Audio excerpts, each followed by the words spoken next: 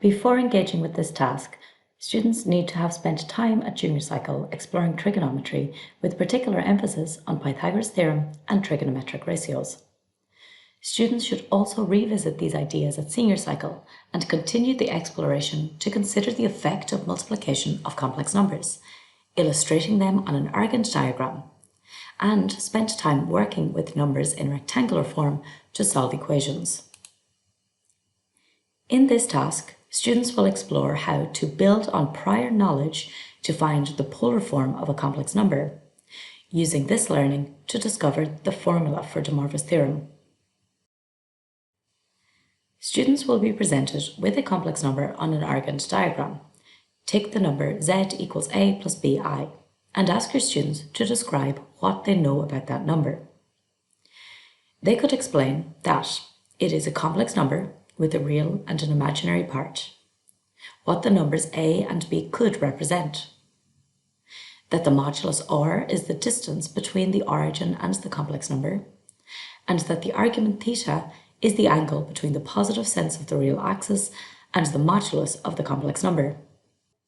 We want to ensure that students identify a right-angled triangle here and understand that they can build on their prior knowledge of trigonometry to calculate the modulus and the argument. Building on prior knowledge of junior cycle trigonometric ratios, encourage the student to label the sides of the right-angled triangle. A represents the distance of our complex number from the origin on the real axis, a horizontal line, and B represents the distance of our complex number from the origin on the imaginary axis, a vertical line. According to trigonometric ratios, the cos of the argument is equal to A divided by R. Multiplying both sides by R, we can say that A is equal to R cos theta.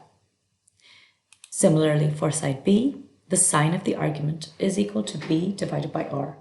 Multiplying both sides by R, we can say that B is equal to R sine theta.